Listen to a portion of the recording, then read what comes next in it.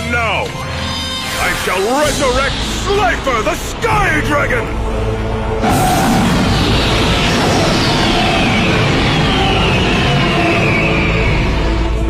Oh man, he just brought back an Egyptian god! Slifer's attack points are determined by the number of cards in my hand. And since I'm holding 4, he now has 4,000 points! Hey guys, this is Slifer Maniac.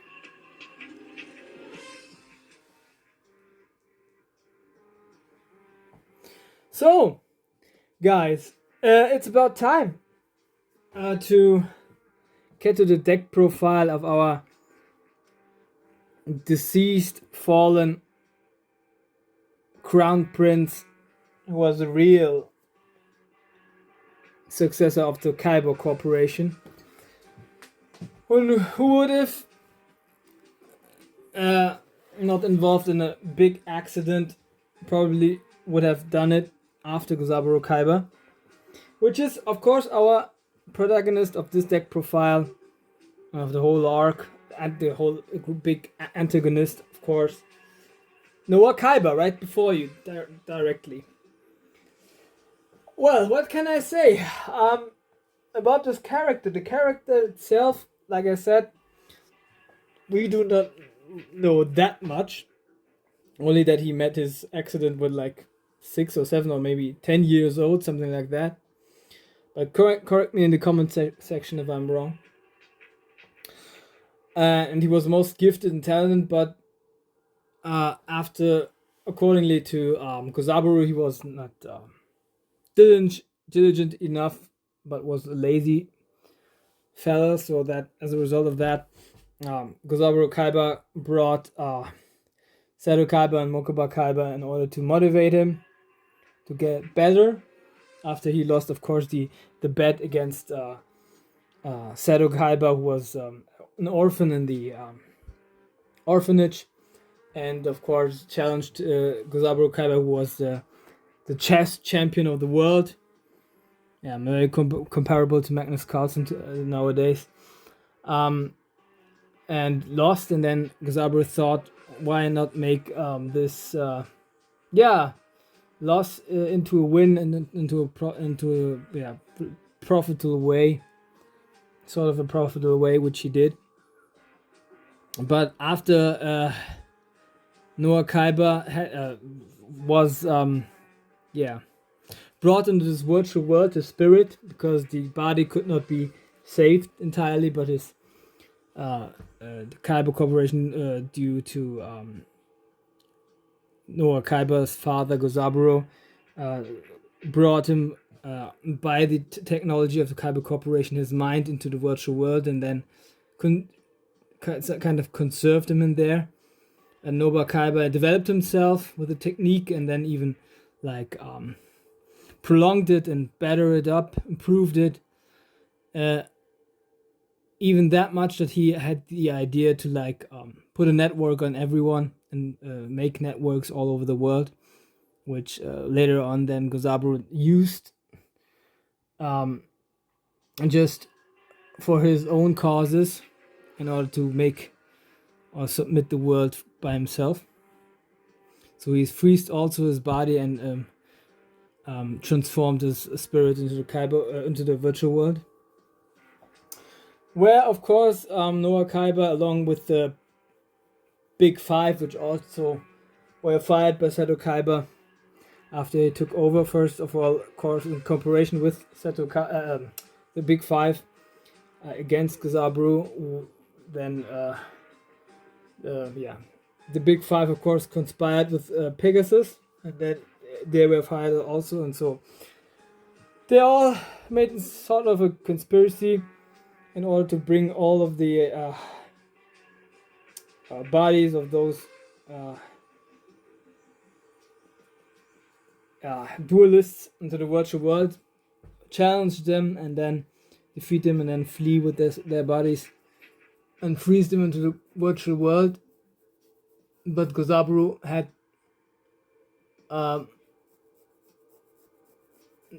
also this plan to like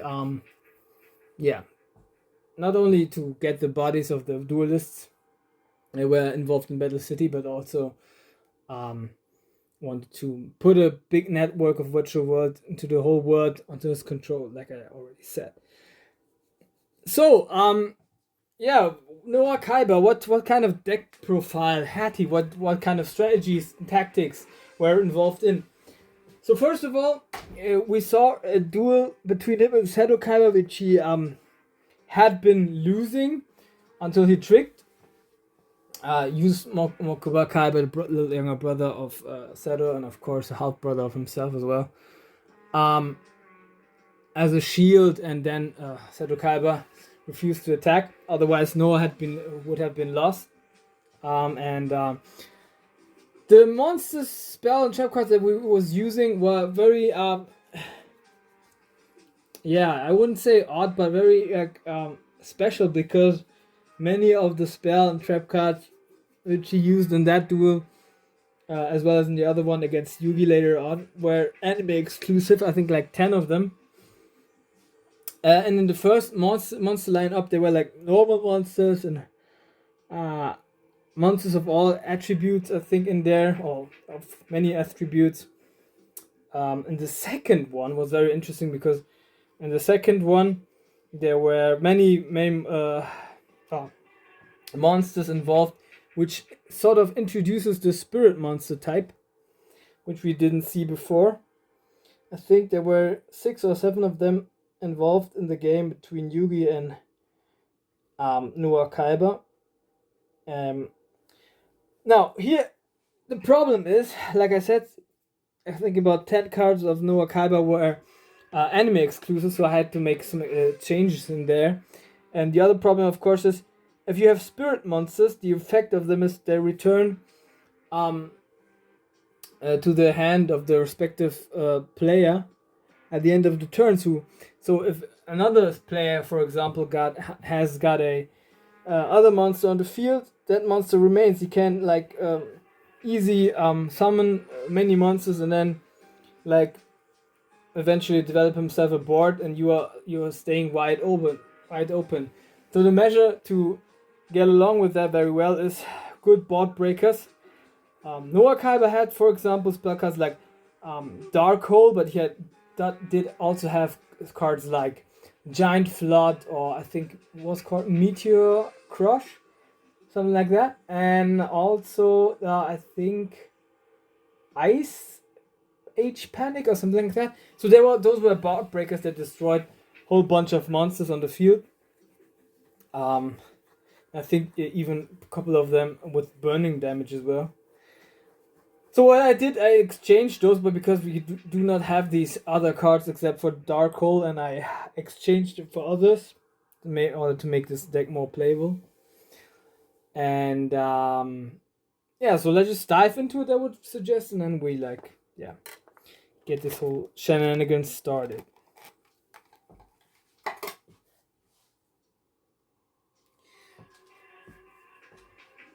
So just a second, guys. There we go. There's a Noah Kaiba deck profile, and we getting started right away.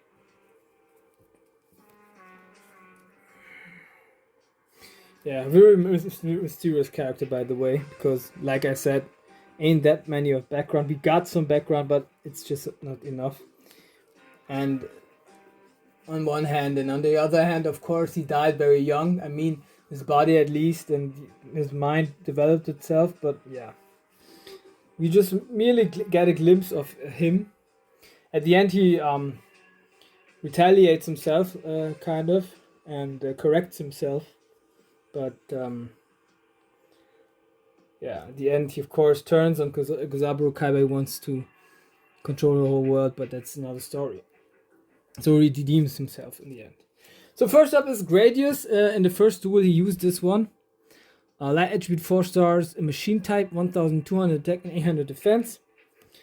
Then Giant Soldier of Stone, Earth attribute 3 stars, 1300 attack and 2000 defense. Good defensive posture right there.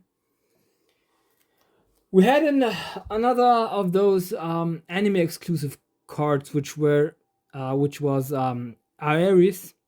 So I thought one of the Noble Knights would be comparable. I have Noble Knight Atorigus in here because, like I said, the other Iris was a anime exclusive.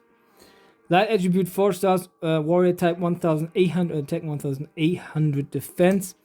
So I think the defense stats are even stronger than the of Iris, but yeah, 1800 attack. Did Iris possess? Hope I've spelled it correctly. Then, of course, with Gradius, we have Gradius option. Light attribute 4, 1 star, machine type. It's got an effect. This card cannot be normal summoned or set. It can only be special summoned by choosing one face-up Gradius card on your side of the field. The attack and defense stats of that card are equal to the attack and defense stats of the chosen Gradius. If the chosen Gradius has been destroyed, removed from the field, this card is also destroyed. So a little bit dependent, of course. Yes. I think these two were played out. The Gradius was played out, the Gradius option I think also. Then, further on, Chiron the Mage, Earth attribute 4 stars. Beast warrior type, 1800 attack, 1000 defense. And it's got an effect. It works like that. Discard one spell card from your hand, then destroy one spell or trap card on the side on this opponent's side of the field, and this is a once per turn effect. Also a card which he played out against Seto Kaiba, which was useful. Giant Rex, a card which I typically would guess in a Rexector deck profile, which he has in the Orichalcus arc, but yeah, not yet. Giant Rex, Earth attribute 4 stars, dinosaur type, and 2000 attack and 1200 defense. Cannot attack directly as effect. If this card is banished, you can special summon this card, and if you do, it gets for each of your dinosaur monsters 200 attack and 200 defense, and also once per turn effect. So the 4-star monsters in this first line are very, very good. If you look on these 3 at least, to put it that way or that way or that way, I would say it would make very much sense to put Gradius option in order or next to Gradius. Yeah, but still, like I said, very good offensive possibility. Yeah. Then he had also he was also storytelling, by the way. So that makes sense. He talked about the Ice Age. That's why he had the Mammoth in there. He talked about the Perm, 65 billion years ago, where the dinosaurs were living, and the Stone Age, so giant soldier of stone. Then the Middle Age. That's why Iris was there. So Noble Knight also fits. And then, of course, the Modern Age, which is techniques, flying vehicles like that.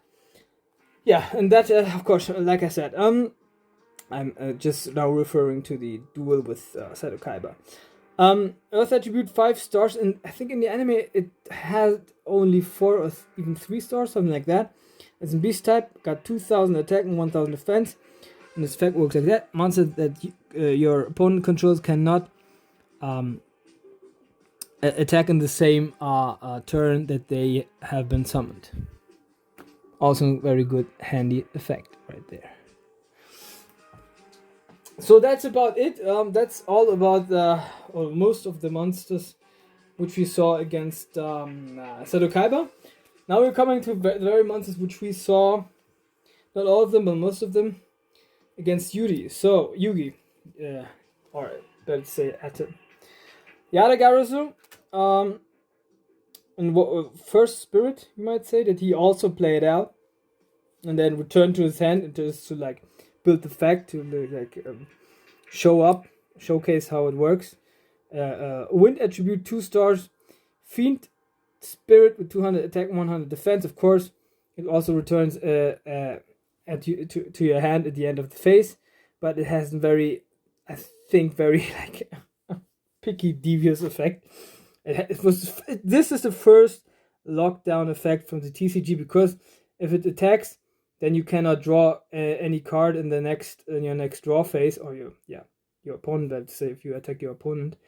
And my best friend and cousin had this card in his 20 years ago, and he locked me a couple of times. So this card could really be deadly. Or still in the Go format, it can be, of course.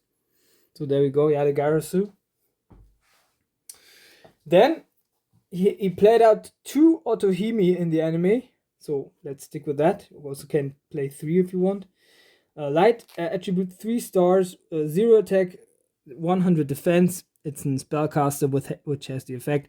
Cannot be, of course, special summoned like all the others. Spirit types. And the end phase, it is after this card has been normal summoned or has been flipped face up. It is brought back to your hand as well as all other spirit type monsters. And if this card has been normal summoned or flip face up, you can choose one face up monster on the field that your opponent controls, and you can change its battle position. So this one can be very practical with monster cards who have a high level monster, for example, who have good attack stats or good defense stats, and then we can switch them, and the attack or the defense stats ain't that good, so that we can overcome those monsters. In our White Rabbit, also played out from him. Earth attribute 3 stars, a beast type or a beast spirit, 700 attack, 500 defense. And this one also has the I won't read it again. All the effects that all other spirit monsters got, but it can also attack your opponent's life points directly. Then one card which I pulled from Legacy of Darkness back in the day many times is Asura Priest. Light attribute 4 stars, fairy type, 1700 attack, 1200 defense. This one can has the effect that it can attack all of your opponent's monsters at the same time, but it cannot attack your opponent's life points directly if it attacked any monsters first. And of course, also the spirit effect applies at the end phase. Brought back to the hand if it's normal summon to flip face up. Maharagi, one monster card which I think either we saw this card in his hand or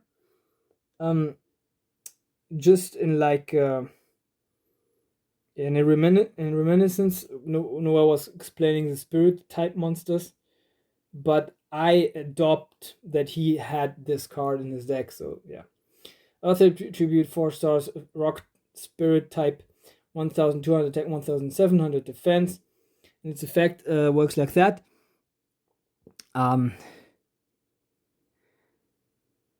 If of course it's normal or flip face up, then you can look at your in your next draw phase before you draw. Look at your top card on your deck and then put it on or under your deck. So like if it's not a useful card, you could put it under and then draw the next one. Also a useful effect. Then next up is, I think, also one of the cards which we either saw in his hand or he just was telling about them, I'm not sure, was Susa Soldier. An Earth attribute 4 stars, Thunder Spirit, type, 2000 attack, 1600 defense, and this effect works like that. Battle damage that this card inflicts to your opponent's life points that will be halved, so like it's a downside because it's a card which does possess 2000 attack points. But still, it can destroy then of course strong monsters. Great Long Nose, I think this one, I'm pretty certain that we just only saw it in his hand while he played. Dark attribute 5 stars. A warrior beast spirit, 1900 attack, 1700 defense. So of course with this it's high level, so it's a little bit of a downside, but its effect is if this card inflicts battle damage to your opponent's life points, then you can skip his her next battle phase. So very cool, convenient effect. Yamada Dragon. So we like finally there with his high level monsters. If you like high level spirit monsters, because I count this. If you just like count it, of course, big the mammoth with the great tusks also is a high level monster, but it wasn't in the show. So there we go. Like I said, Yamada Dragon card, which I had also in my deck back in the days. A fire attribute, 7 stars, a dragon, spirit type, 2,600 attack, 3,100 defense. So if you manage to get this on the field and your opponent is wide open, then it's very much a good thing to do, because this card is very handy for drawing power. It's a little bit like Card of Sanctity in the show working, because if you put battle damage to your opponent's life points, you can draw cards until you have 5 cards in your hand. Yeah, but I would play out this card only if I'm 100% certain that I can inflict battle damage to my opponent and then also increase my drawing power. So it's very cool. And the opposite of that, after my opinion, which is like a destructive power, this one is like constructive. Hindokage Tsushi, who has 8 stars, fire attribute, Pyro Spirit, with 2,800 attack and 2,900 defense.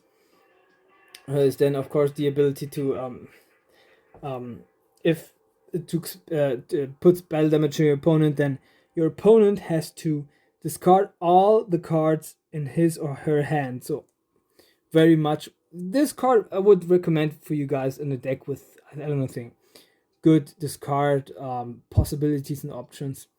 This would come in very practical also. And last but not least, which was his deck master, Shinato's Arc.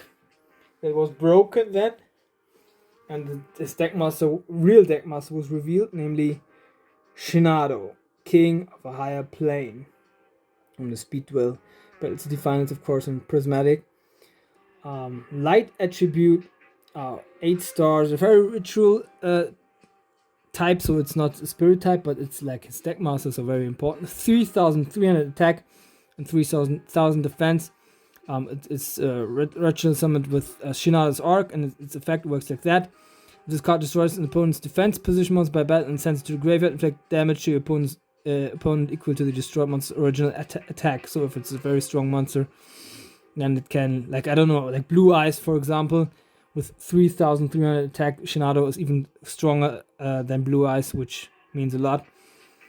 You would destroy his Blue Eyes and then put also 3,000 further damage onto his life point, because Blue Eyes, of course, had 3,000 iconic attack points. So this is it, guys. This is the monster lineup. For my recommendation, I would recommend for you, in order to make this one a little bit more playable, more defensive possibilities and options, because if the spirit monsters are getting back into your hand, then you're pretty much wide open. But we do have a countermeasure for that. I will showcase it to you guys just in a few moments. But I also already revealed it to you before in the commencement of this video. So this is the monster lineup, and then let's get into the spell.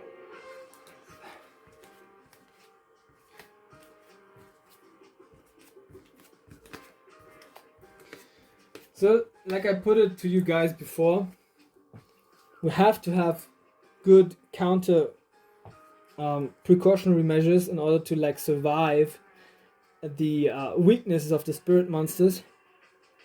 Couple of cards he had himself in his deck, like Fissure, who of course destroys the opponent's monster with the lowest attack. I talked also about Dark Hole, who destroys all monsters of the field.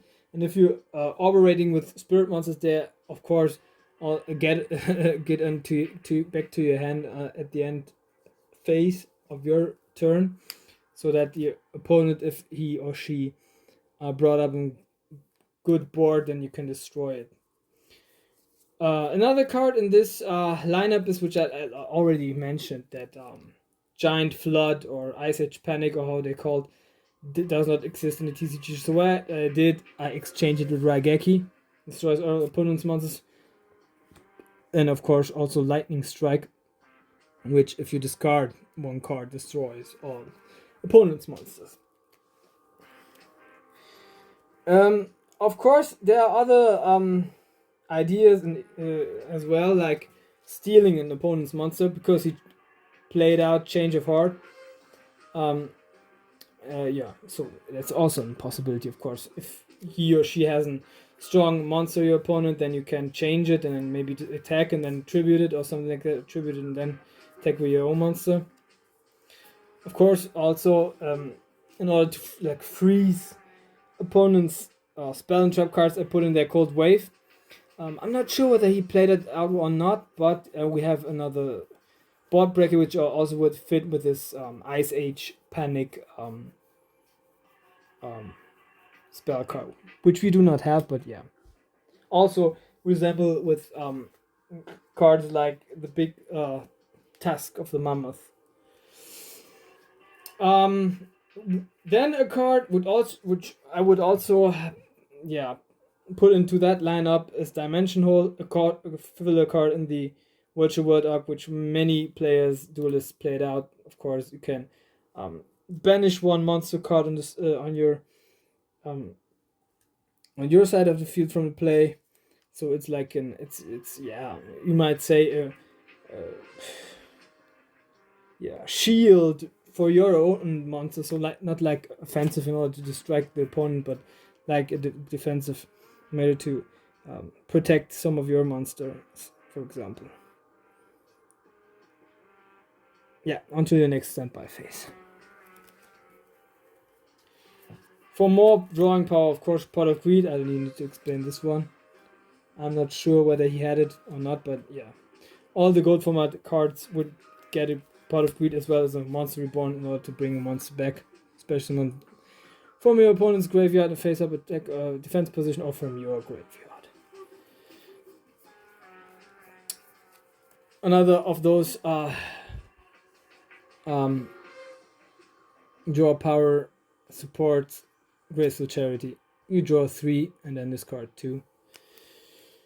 Then we have, of course, for the spirit monsters, 2 very important cards, or as a 2-off I would say, which is Spring of Rebirth and continuous spell card, which increases your life point every time a monster is returned from the field to the owner's hand, which will happen very often with many spirit monsters.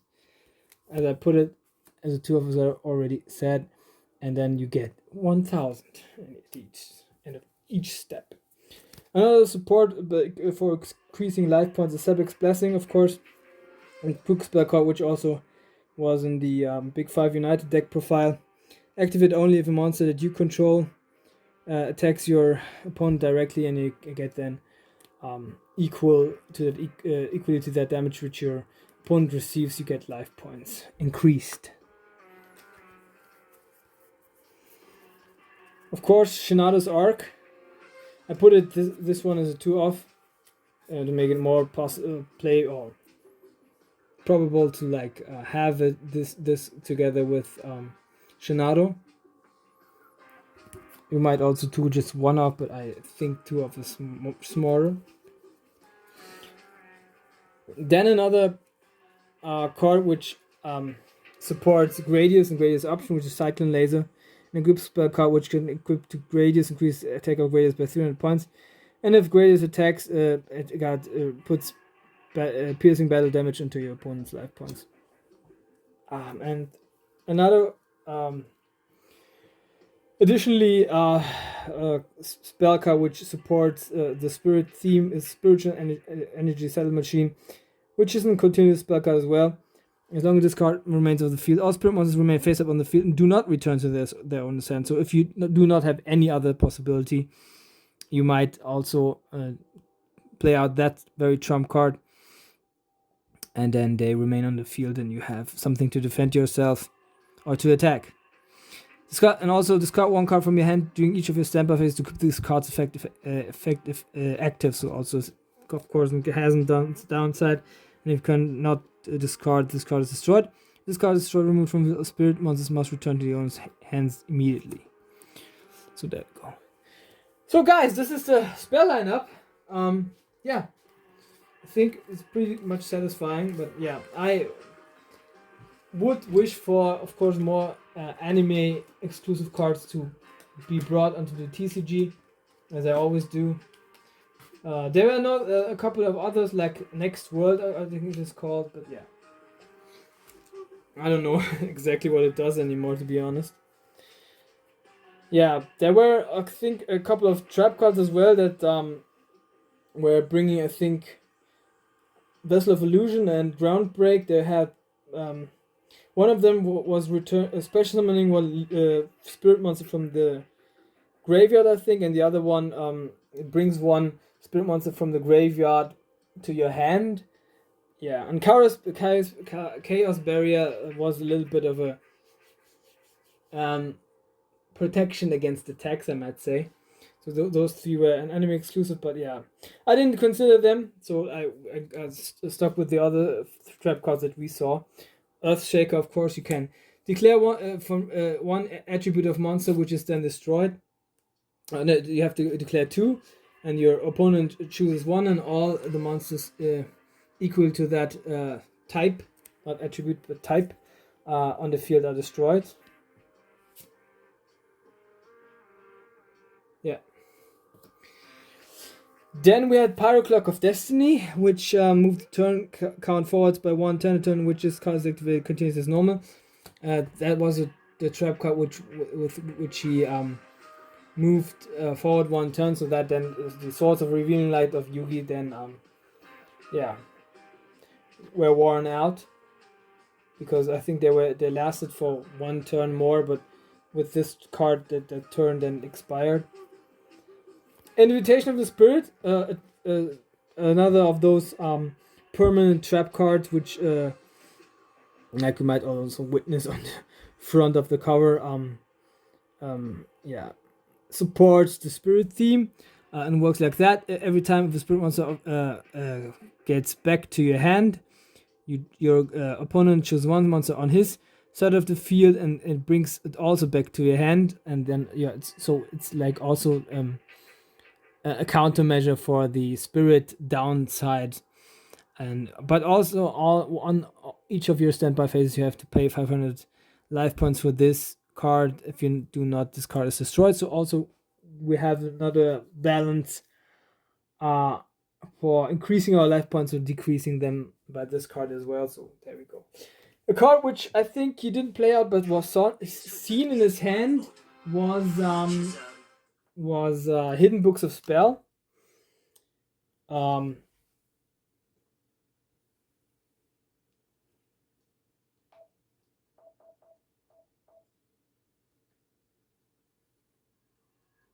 Hidden Books of Spell.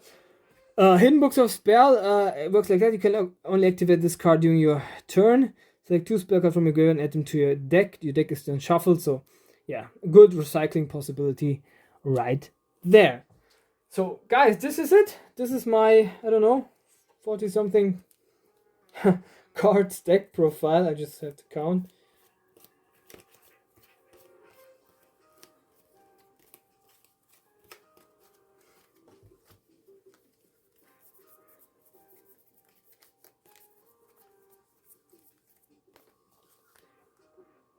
Yeah, it's 40 in total. So 40 cards. I hope you guys enjoyed it. Hit the like and the subscribe button, guys. And yeah, show me some love. And do tell me what you liked about this deck profile. What do you do like about this character in general, or the arc in general. And yeah, stay tuned for more videos like this kind. Of course, with the last deck profile that is coming, we're finally drawing near to the final. So this is the final, you might say. The last deck profile of this arc, and then we're finally switching on and moving forward to the next one. This is me, yours, Life Remaining. Like always, you get a big Peace.